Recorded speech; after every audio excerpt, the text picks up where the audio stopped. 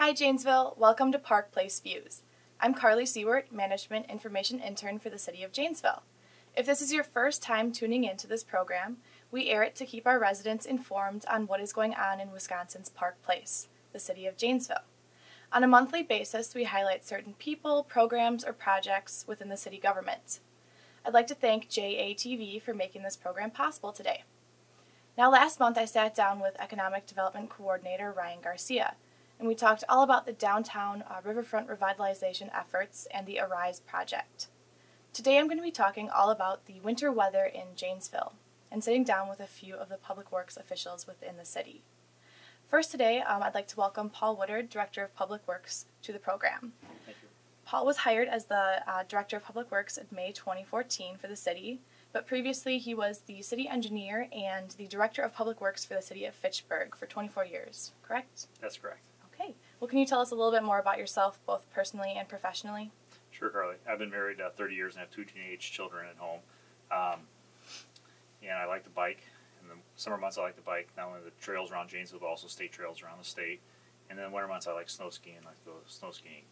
Professionally, I'm a graduate of Purdue University, and I'm a registered engineer in the state of Illinois and in the state of Wisconsin. And I've been past chair of the Public Works Institute for the League of Wisconsin Municipalities.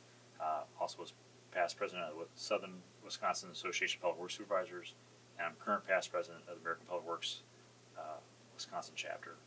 Wow, that's quite a lot. Thanks. Well, to start us off, can you just describe the function of the Department of Public Works during winter months in Janesville? Sure. In the winter months, operation is one of 7 divisions that handles the majority of the snow removal work, but they're assisted by the Parks crews, Parks Division, who does the sidewalk clearing in front of municipal properties. Our water utilities involved with frozen water services or water main breaks, and the Technical Services Division is also assisting with either knockdowns of streetlights or traffic signals. So those 4 divisions, and then engineering, building inspection, and planning services all play more of a minor role in winter clearing operations. Okay. Let's say a snow emergency is called. So first of all, who declares the snow emergency and how is it determined? And then how is it handled throughout these divisions that you just described? Sure. John Whitcomb, our operations director, who will be on here later in this segment, he contacts me or discusses with me the situations based on both weather forecast, what the pavement temperature is right now, and other factors that we look at. And we need at least 2 inches of snow to declare a snow emergency. So after John and I have discussed it, I'll give an okay for the snow emergency. And once we've declared a snow emergency, we send out a press release, we send out emails to people on the listservs, put on Nixle as well, Facebook, Twitter, so all the different social media sites is how we get that information out to the public. Okay, great. Lots of ways. Another important topic to discuss when a snow emergency is declared is parking. So what can you tell us that residents should know about parking during a snow emergency? Well, the primary thing they should know is that parking on the street is not allowed in a snow emergency. That's the number one thing. As far as options for residents, they can preferably park in their driveway or in their garage. That's the most preferred choice. And if that's not an option for residents, the city does make available parking at 7 municipal lots in downtown city of Janesville. And I'll read those lots off for you. They're East Wall Street lot at East Wall Street and North Parker Drive. City Hall lot at West Wall Street and North Jackson Street.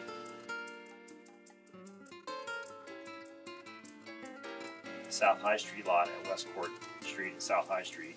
The Senior Center lot at St. Lawrence Avenue and Water Street. Edinburgh Library lot on Water Street.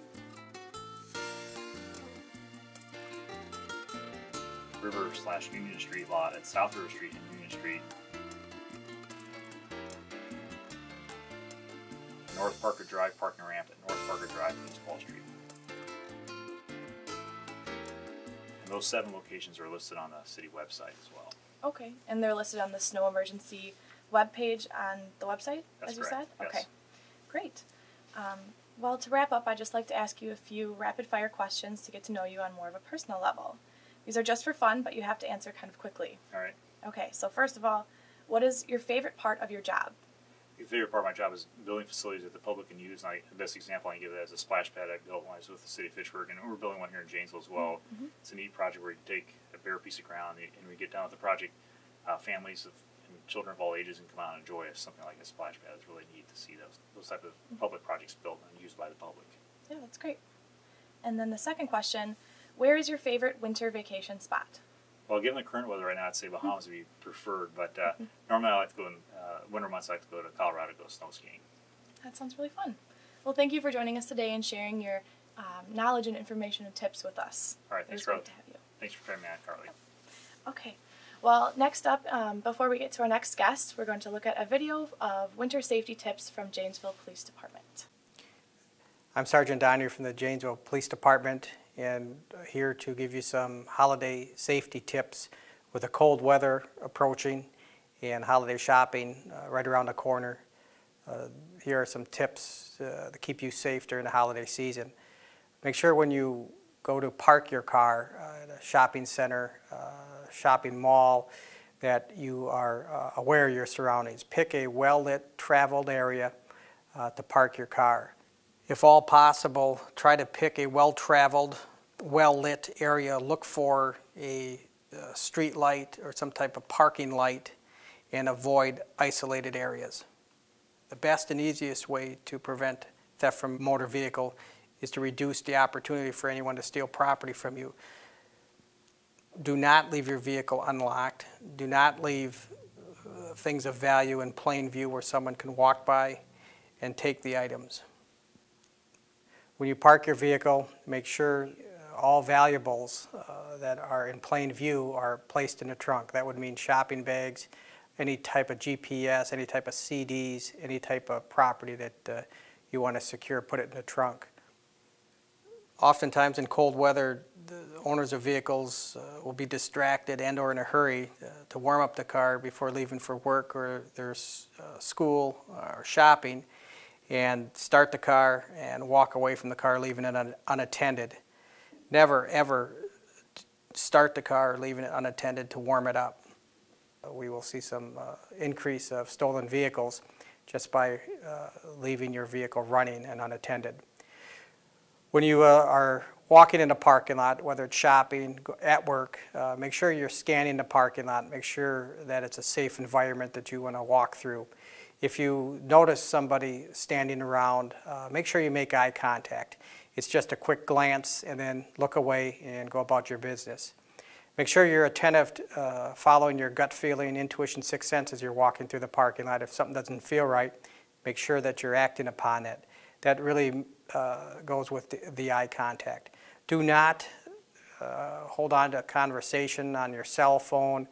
Don't put your purse in the trunk of a vehicle to get your keys. Make sure that's all taken care of as you're approaching your vehicle. Keys in hand, unlock the car, get in the vehicle, start it up, and leave the parking lot. Go ahead and do your paperwork, balancing the checkbook, arranging your packaging at home or somewhere else, not in the parking lot, an unlocked vehicle. Next, let's welcome Dave Botts to our program. Now, Dave was hired as the city's utility director in 2012, and he formerly served as the City of Beloit's Director of Public Works. Welcome to the program today. Thank you very much. And could you tell us a little bit more about yourself, a little bit, both professionally and personally? Certainly. I've been married for 28 years. I've got a wonderful wife and two great kids.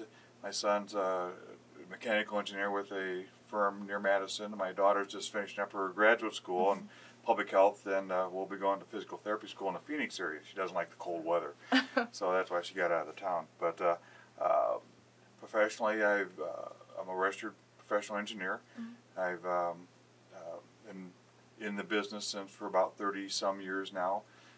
Been in public works. I've worked for probably about 25 years, and really enjoy this type of work. And like Paul had mentioned, we've been pretty active in the whole Public Works Association and various, public programs, agencies, and things like that. And certainly enjoy this type of work. Great. Wow. Okay. Well, as we mentioned before, we all experienced the brutal temperatures of last winter. But how was last season's extreme winter weather handled in terms of the utility division? Well, the guys, they've been working through this type of atmosphere for a number of years. We have guys who've been around for 30-plus years, and last winter was one of them that was probably more difficult to work in than the guys that experienced Of course, we're really concerned about the safety of the guys. We want to make sure that they're, are safe when they're out working and take all the precautions, wear the proper clothing, all the protective gear that they need to have while they're out working in those extreme weather conditions. It's never fun when when you have to try to, dig up a broken water main in a street, and so the guys take a lot of caution and make sure they've got their traffic control set up properly, and try to warn the motoring public if they're out in the street. We provide all kinds of press releases and try to get information out as much as we can in a short notice. But 2 o'clock in the morning when the guys go out there is not typically the time when people are listening to their different types of programs to find out what's going on. But the guys really work hard to try to make sure that they're safe, and that's the biggest thing we really want to stress upon them. Good to know. In particular, I know that last year a handful of residents experienced frozen water services. So what can you tell us about that, and what can residents do this year to prevent this from happening again? As the weather starts to get cold, like it is now, and in fact we've already had a couple freeze-ups in people's houses that they weren't taking care of and keeping their meters warm. But we'll be monitoring the water temperatures. That's very important, and we'll keep track of the areas in which we experienced lateral freeze-ups last year, and we'll keep in touch with those folks. Typically this time of year we send out a letter to the people that we've known in the past who had freezing problems either with their meter in their house or their service in their basement or in their crawl space. Help them understand what they need to do to try to avoid having that happen to them, because it is the responsibility of the property owner to make sure that their own personal side of the water service does not freeze up. And so we try to get information out to those people as much as we can. Okay, and then if their services do freeze up, what is the cost of this problem, and who is responsible for paying that cost? Well, the cost may vary depending on what they need to do to thaw out their service. We've worked with a vendor here this last couple of years that has a welding service that will come and thaw out their pipes if they're made of metallic, if they're metal pipes, and the cost varies. Maybe up to a couple $100 depending on what the conditions are. The property owner is responsible for the water service from the valve box out near the street all the way into their house. So if their meter in their house freezes up, or if the water lines in their house freeze up, they are responsible for that. If the service then from the valve box in the street to the water main and the water main, that's the city's responsibility to make sure those don't freeze.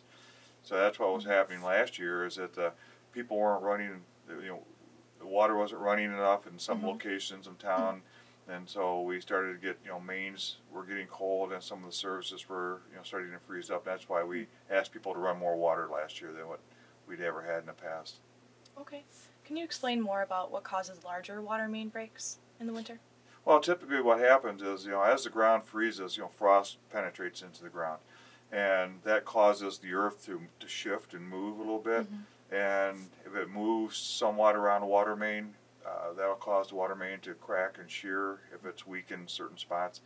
And that causes leaks, or just because of the freezing of the ground, the freezing and the thawing takes place, and it causes pipes to crack or leak or break. And it comes to the surface. Sometimes it always doesn't come right above the water break. It'll go down underneath the pavement and pop up someplace else, and so the guys have to hunt around for those sometimes, and sometimes they may dig a couple holes around the place where a water main, where water comes up, just to try to find the water main where the break occurs. Sounds really challenging. It is sometimes, and you're in the middle of the night trying to find these things. It isn't the most ideal conditions to be looking for water running around the street. All right. Well, is there any other tips or information that residents should know about how to keep their services from freezing? Well, if they have a concern with it, of course they can run their own water, but they won't be getting credit for that unless the city authorizes them to run water on our behalf to make sure that the main stays open. And that's what happened last year. Is that we contacted people, we thought out their services, we asked them to run water, and then they were given credit for that water that we asked them to run. Okay. And we'll be in touch with those, with folks in the future if we see that to be a potential problem, and work with them. Of course, we post information on our website, that gives some suggestions on things that people can do to, reduce the chance of their water freezing.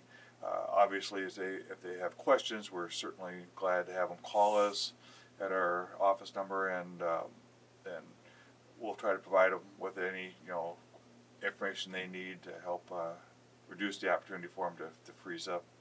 Good to know. Well, to wrap up, I'd just like to ask you a few rapid-fire questions like we normally do.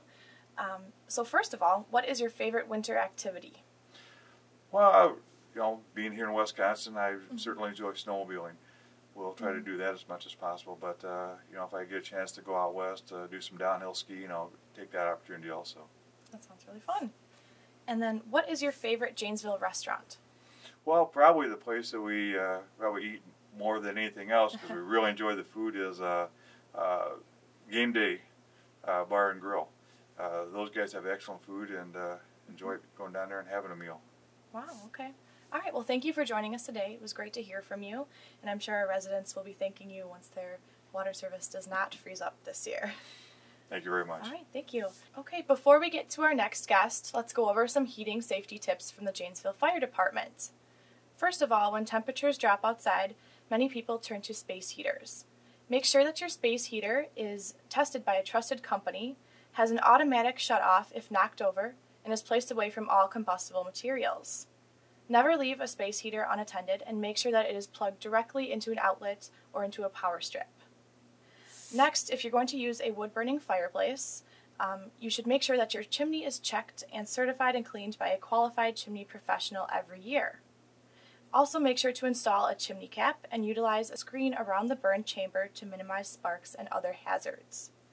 Lastly, the Janesville Fire Department stresses that each household should test their smoke and carbon monoxide detectors monthly, and also keep a charged fire extinguisher in a convenient nearby location. All right, let's welcome our last guest today, and this is Operations Director John Whitcomb. And John has been with the City of Janesville for 25 years, beginning as the city's first recycling coordinator. John became the city's Operations Director in 2001. So welcome to the program today. Thank you for coming. Thank you, Carly. And I know I've mentioned a little bit about your history with the City of Janesville, but can you tell us some more about yourself, both personally and professionally? Sure. Well, I think you covered it professionally. I've been here a long time, which means I'm old, and I've enjoyed my time here. In addition to being the recycling coordinator, I was also the solid waste director for about 7 or 8 years before becoming operations director. Personally, I have my wife Lisa. Been married to her for almost 10 years now, and we have 5 daughters ranging from age 32 to age 16, and 2 grandkids. Folks who know me know I love to bow hunt and do a little karaoke once in a while. Okay. Well, as everyone knows, last winter was a tough one, both for the extremely cold temperatures and the amount of snowfall. So how did the extreme, even for Wisconsin, weather affect the operations division? It touches every aspect of the operations division, in addition to the parks division and also the water utility. When we are doing a citywide full plow operation, all the operations division staff, all of the parks division staff, and a few of the water utility crew members are involved in that operation. Okay. So, snow is kind of what we do in addition to all the other things that we have to get done. We're routinely patching potholes and fixing signs and doing, fixing street lights and signals and things like that. When we're not doing those things, we're plowing snow. So, okay. And last winter was a tough one. It seemed like every other day it was snowing, or we were responding to an event. Typically, we'll have about 25 action events in a season, and I think last year we had almost double that. Wow. So lots of long hours, lots of late nights. Went through a lot of salt, and as the season wears on and we get the crew members and staff interact every day and every night, it's like a family. We get a little edgy and a little cranky, and we all look forward to spring. Yep. Okay, well, after a considerable amount of snowfall, residents are most likely thinking of one thing: snowplowing. So could you describe the city's snowplowing process, step by step, perhaps? Sure can. as soon as streets start to deteriorate from a traveling public standpoint, we'll send our salt trucks out there. We've got 16 trucks outfitted with salt spreading equipment. There are really our first action once it starts snowing. Their objective is to get that initial salt out there to prevent the snow from bonding to the street. Okay. As we drive over it and pack it down. That salt is very important to minimize or eliminate that bonding of the snow to the pavement. While it's snowing, those trucks will be routinely out there spreading salt, plowing. Once accumulations reach about 3 inches or so, they'll start moving material and applying more salt, and that action can get repeated a few times depending upon the length of the storm before we'll implement our full plowing operations. And the emphasis on those salter trucks are our main streets, our arterial streets like Milton Avenue and Milwaukee Street and Center Avenue and Court Street, and then what we call our collector streets, and those are more residentially oriented but still carry a high volume of traffic. So the objective is to keep those streets in good winter traveling condition during the storm.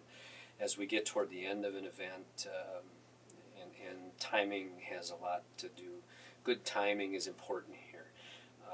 But as we wind down an event and we see the forecast when the snow is going to end, we'll start calling in our other operators, and when we implement a full plowing operation, we've got 30 plus pieces of equipment out there. Generally speaking, it'll take us about 10 hours from the minute we start that operation until we're done. Usually takes us about 4 hours to plow all of our primary streets, and then about 6 hours to plow our residential streets. And that's pretty variable. It depends on the amount of snow and the type of event we're having, whether there's a lot of drifting and things like that. We also are responsible for plowing about 22 miles of sidewalk that abuts public property. Okay. And we have various types of equipment, including walk-behind blowers, and we still do use shovels on occasion for that. And we also maintain the public parking lots in the downtown area. We have some specialized equipment for that as well. So it's pretty involved. It's a little bit like a ballet. You know, everybody's got a role, and each role is important to the final outcome. Oh, thank you for explaining that. What about other alternatives such as pre-wetting or anti-icing? Could you explain some of those? Sure. Anti-icing is where salting is a reactive event. We wait until it started snowing before we'll apply salt. Anti-icing is a proactive approach to snow and ice control, and we get out ahead of a storm, and we'll, in fact we did it today, we'll lay down a liquid chemical that's made of salt brine, and our product is made with a mixture of salt brine and beet juice. It's a product called GeoMelt, and the two combined actually have a chemical reaction that with when the snow starts, that it'll create a brine that prevents again that snow from bonding to the street. So it's more proactive. It allows the streets to remain a little better traveling condition for a longer period of time. If it's a smaller snow event, the streets will clear quicker after the event, after we've plowed and or applied additional salt materials. So anti-icing is a big part of our toolkit now. Pre-wetting is a fancy term for really getting your salt wet before you put it down, and we've done that for a long time here in Janesville. We do it a couple of different ways. We're converting all of our equipment to a spray system where when the salt is coming out of the truck toward the back end, that's where we're applying the liquid. We're actually spraying it on the salt. And the benefits are if you have areas where there's drier pavement, snow hasn't maybe begun to stick yet, that liquid will get the salt to stick to the road, so it doesn't bounce off into the terraces. It stays on the road and remains effective. It also is already starting the melting process by having that liquid there, so the results of melting snow or preventing that bonding are much quicker if you're pre-wetting. Well, sounds like a good technique to use. It is very effective. Okay. And who should residents contact if they are experiencing issues or they have concerns about their snow plowing services? Sure, they can contact the City Services Center at 755-3110. They can talk to one of our customer service representatives, or they could ask for me or Cameron Nielsen, who's the Assistant Operations Director. We'd be more than happy to answer any questions or deal with any issues that folks might have. Sure, okay. And I know another big concern for many residents is the trash and the recycling collection schedules during severe or unpleasant weather. So what can you tell us about that? I can tell you that for many years, trash and recycling pickup was never canceled. Didn't matter what the event was. We always provided that service. In the last, I'll say, 7 or 8 years, as we've seen some of our staffing decrease, we've had to utilize our trash collection recycling employees in our snow removal activities, particularly with some of the either larger events or the longer drawn out events. So there are occasions where we may cancel trash collection, and we reschedule in various ways. It depends on the situation. It's not very often that we do that. It usually has to be a pretty significant event. By that I mean, something over. We're pretty good up to about that 9-inch range. We start getting into snows higher than 9 inches, and we have to pull in more troops and work longer hours, so we have to incorporate more people into the program. Plus, it just gets tough to pick stuff up in those conditions. But automation, I think, has an advantage over the old system in that regard. The carts are pretty durable. They stay upright even. We didn't have any issues last winter with carts getting tipped over due to snow plows. So I think it's a better system under those types of conditions than the old manual collection system. Good, that's great. And what should residents know about where to put their carts during a snow emergency? Sure.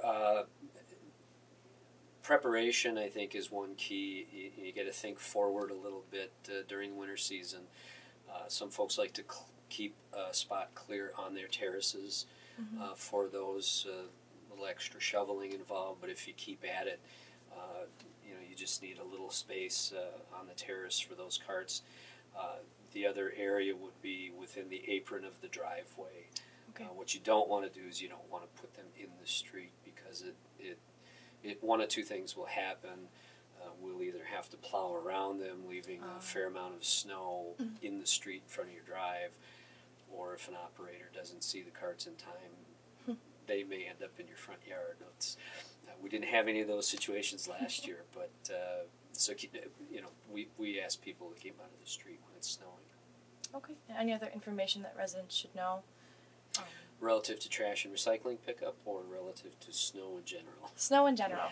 Oh gosh, yeah. Snow emergencies, I don't know how much Paul may have touched on snow emergencies, but making sure that you're connected as a resident, either on Facebook or Twitter, or sign up through the city's website for those emails, because it's very important for us as a maintenance group, and the operators in particular, that we minimize the obstructions on the street so that we can do an effective job of plowing. And we don't, once in a while we do have an accident with a plow, and it a lot of times involves a parked vehicle on the street. Those trucks are big, and sometimes visibility is not good. So there's two benefits in keeping your vehicle off the street. One is it won't get hit. The other is we can do a much better job of plowing when we're out plowing, and you can avoid a ticket. So I guess there's three benefits.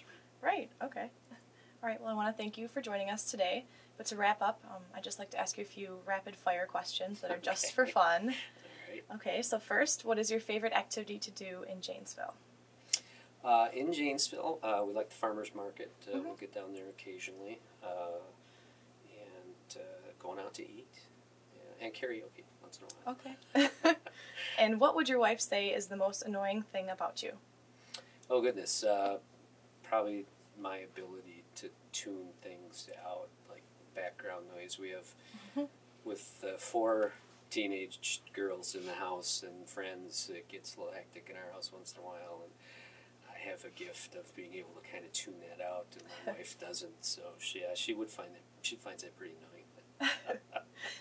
Okay, well, great. Thank you for joining us so much today. I think that our residents will surely find this information useful during this winter season. I hope so. Thank you. Okay, well, thanks to everyone who joined us today on the program. Next month, we'll be talking to the city manager and to the finance director all about the city's budgeting process and where your tax dollars go. If you're interested in staying connected to the city of Janesville on a more day-to-day basis, you can like us on Facebook, follow us on Twitter, or sign up to receive Nixle alerts from the Janesville Police Department. You can also sign up to be on our email list and go to our website /email lists. And for the city of Janesville, I'm Carly Siewert, Management Information Intern. Thank you for tuning in today.